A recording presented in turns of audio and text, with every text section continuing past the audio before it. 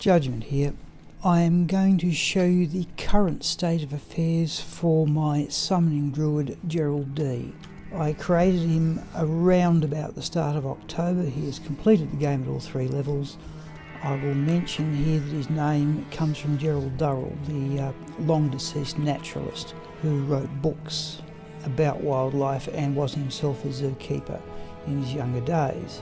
I will start here with the gear. Spirit Broadsword, Skin of the Viper Magi, we did have stealth, triple diamond tower shield, those 30 run walk fire resistance boots with a bit of dexterity, that ring there with its big bump to mana and cold resistance, and dim vision I haven't got around to using yet, though I always wonder about it. That crafted caster belt, not much use. That was replaced by a poison resistance belt I'll show you later on.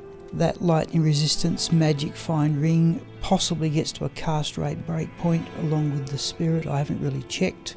Those gloves, and you'll notice there are no resistances on the gloves, they are purely magic find, but probably the best of the gear is the helm, where I found a wonder shockwave helm, and we're with 3 sockets able to put 3 perfect topaz in it for magic find. But there is arguably the best crafted amulet I ever made while playing through the game. 1 to skills, 6 increased block, 15 each of lightning, fire and poison resistance, and 38 cold resistance, and the full 25 magic find as well. On switch, a hustle broadsword, a rhyme grim shield. And I'll mention here the general mode of play is to generate all the summons on the spirit side with its extra 2 to skills, and then swap to the hustle side so all those summons have the benefit of the level 1 fanaticism aura. The inventory: fire resistance charm, lightning resistance charm, cold resistance, lightning resistance, 4% magic find, cold resistance, poison, magic find, lightning, fire, lightning resistance and magic find, and poison resistance. That produces these stats and these advanced stats. I had to put enough points into strength to get up to 75 to equip the tower shield. I have put a few extra into dexterity, and I'll show you some of the other weapons that we found. The rest of it has essentially been into vitality and nothing at all into energy. I've adopted my usual habit of keeping stat points in reserve. There are the advanced stats. You can see there are 141 magic find. I preferred the skills and resistances on Skin of the Viper Magi compared to the extra run walk that stealth would have given. Hit recovery by virtue of the spirit. We have 74 fast cast, poison length reduction, a little bit of magic absorb from the spirit. I'll mention the Mercenary now. I've spent over 3 months playing this character through the game on and off. We were eventually able to find a giant thresher, socketed that with the Heraldric cube formula, got 5 sockets and made obedience. Now, had we got 6 sockets, that wouldn't have been particularly useful, but 5 sockets means obedience, 4 sockets means insight, and 3 sockets would have meant hustle.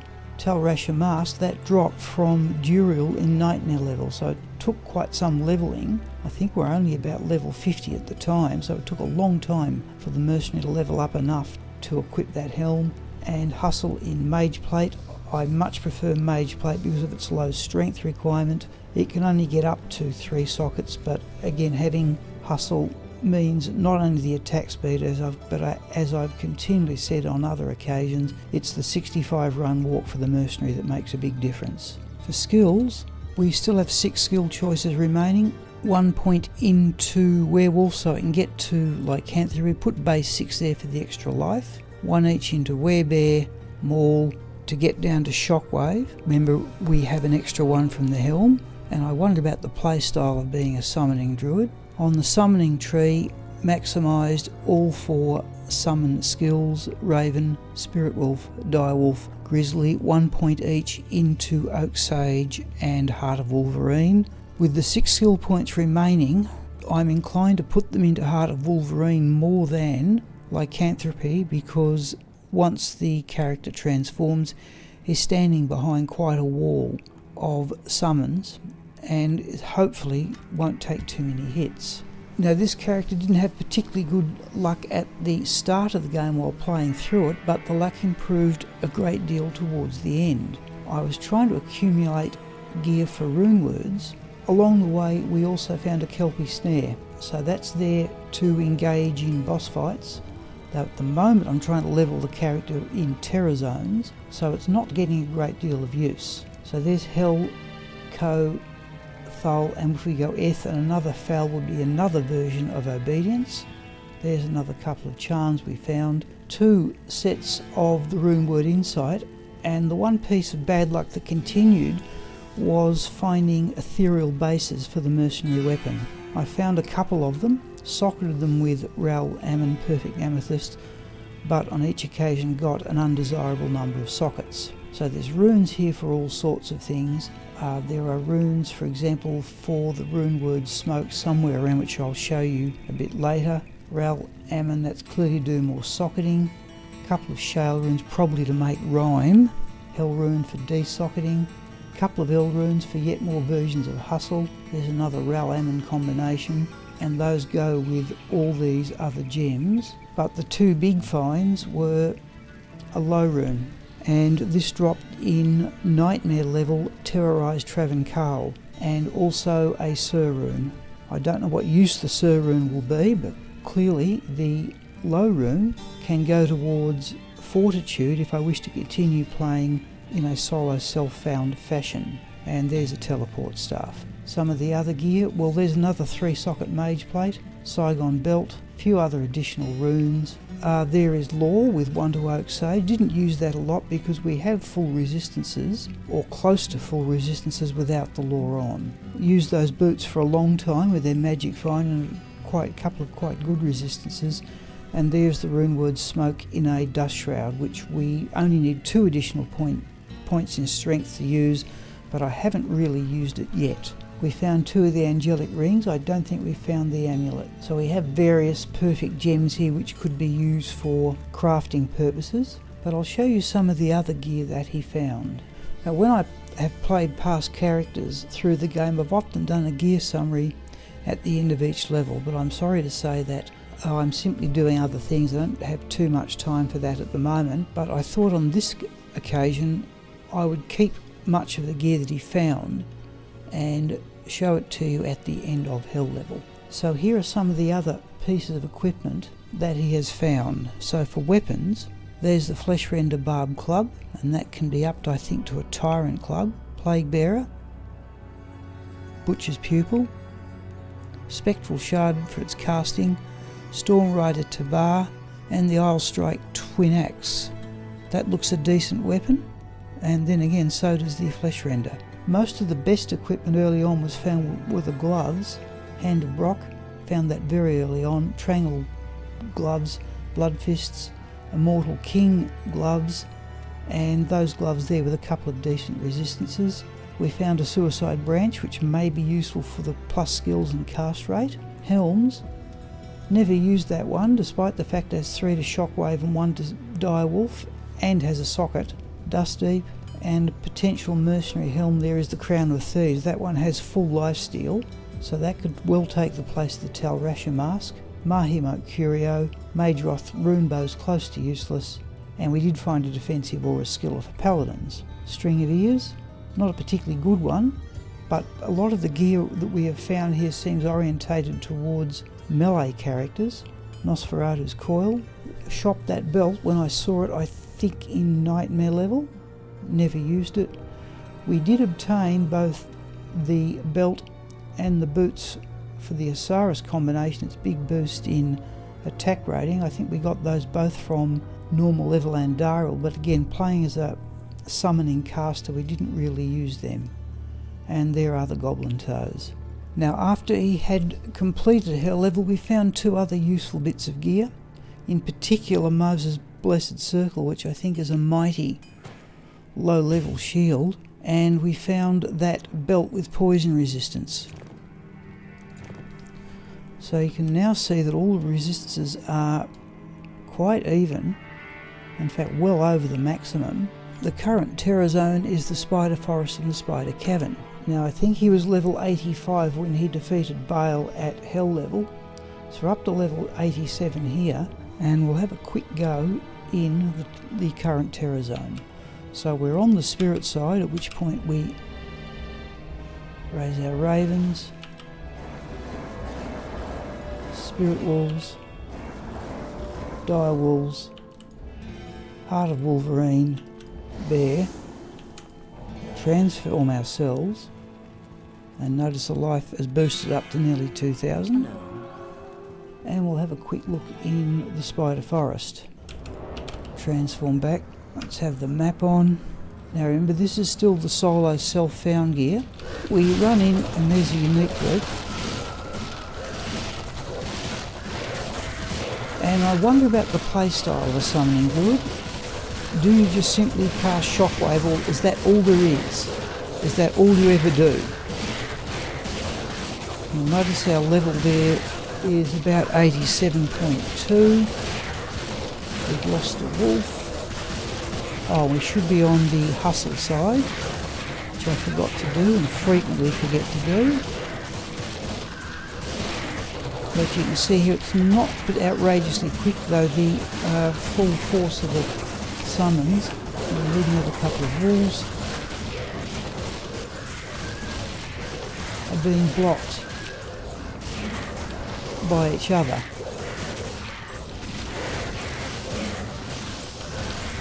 Yeah, and they're cold enchanted, which doesn't help. Okay, Raven's up, and I must remember to change to the spirit side, which I'll do now. Just generate more ravens. Another bunch of wolves. Okay, the spirit often goes, in fact I'm surprised it lasted that long.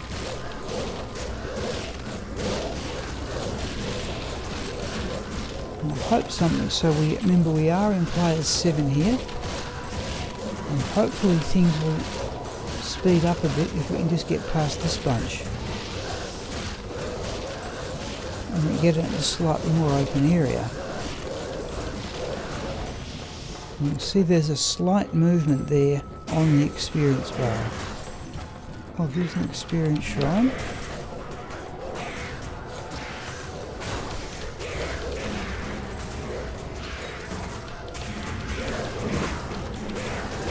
Okay, there at least is a unique group. We've lost the spirit, that's what you have to continually regenerate that.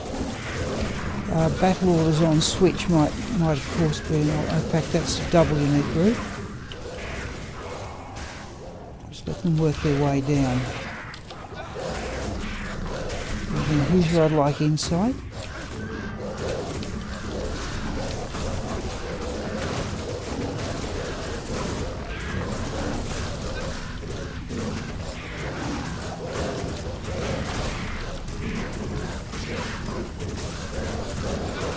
The Mercenary is clearly doing most of the damage.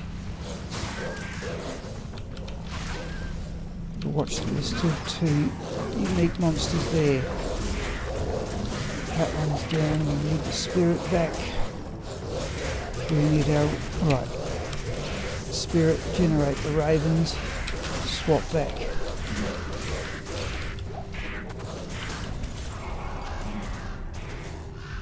I'm hearing Blessed Aim, yeah. You can see here the Mercenary hopefully will run into the battle very quickly. Now, Shockwave you can, by casting it close to the main character, it will spread out in the same fashion that Necromancer Teeth do.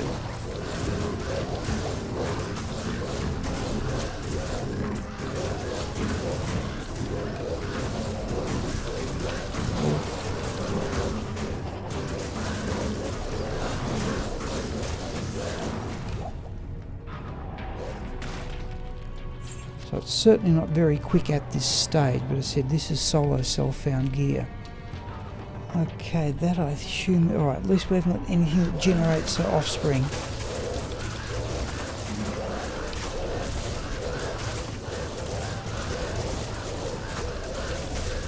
And at least we've got to the unique monster first.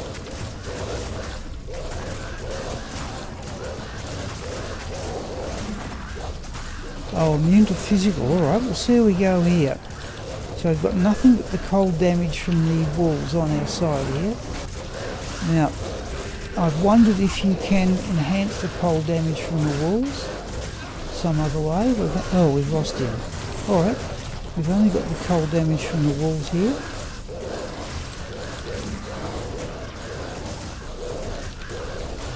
What we really want is the mercenary back to knock down everything else and let the spirit wolves concentrate on Zark. We're going to get cursed again anyway, so we won't worry about that being healed. So I'm thinking a physical Sunder Charm is going to be more or less essential. It looks like we're going to get there in the end.